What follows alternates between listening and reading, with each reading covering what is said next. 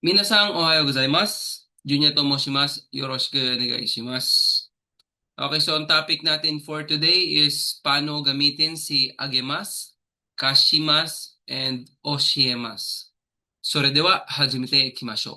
Okay, so dito, Mina, lilitaw si particle ni na siya po ang receiver, the person who receives.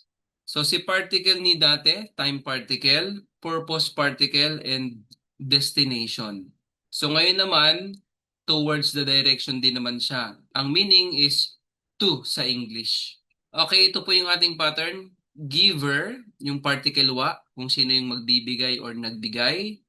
Then yung receiver, yung particle ni, and ting, particle o, and agemas. Okay, ang meaning po ni agemas is to give. Example, I give candy to the children. So, sino yung magbibigay? Ako. So, ako yung particle wa, watashi wa. Then, sino yung makatatanggap? Children. Kodomo tachi, particle ni. And yung bagay, candy, ame o, then agemas. Yan. Watashi wa kodomo tachi ni ame o agemasu. Lender, particle wa, borrower, particle ni, ting o kashimasu. Okay, si kashimasu naman, ang meaning is to lend.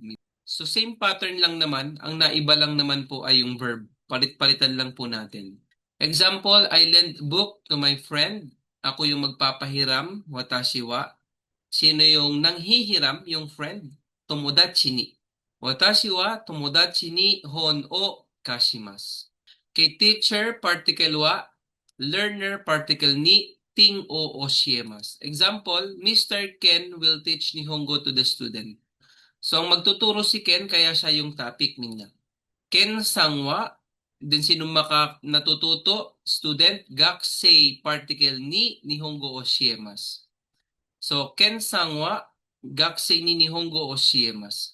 Meron pa pong ibang mga verb katulad ni kakemas, yung to call, then yung okurimas, yung to send. Halimbawa, I send money to my family.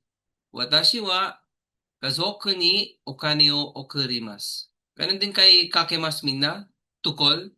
I will call my wife. Watashi wa okusang ni denwa o kakemasu. Okay, so next natin. Okay, so si Koko, Soko, Asoko. Okay, ginagamit si Koko, Soko, Asoko to locate a thing, person, animals, etc. Minna.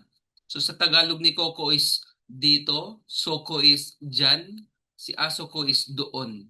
Okay, so sa lahat pwede mo siyang gamitin. To locate, Minna.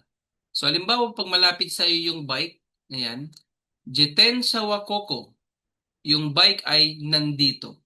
Next, katulad niyan, kapag meron ka ng kausap, ibig sabihin, yung bagay is near or hawak ni speaker.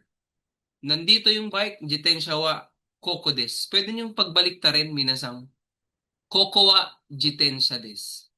Dito naman sa Soko, Mina, ayan, medyo malayo na doon sa speaker. So kasawa Soko, lalo na kapag may kausap ka, dapat near the listener, yung bagay. Kasawa Soko des. Then yung Asoko naman, Mina, malayo na sa'yo, koko wa asoko des. Then kapag may kausap ka, katabi mo kausap mo, koko wa asoko des. Or asoko wa koko des. So meaning ng asoko is doon. Then yung kanyang definition is both far from the listener and the speaker, yung tinutukoy mong bagay, hayop, tao, etc. Okay, owarimashita minasang. So, ja matane.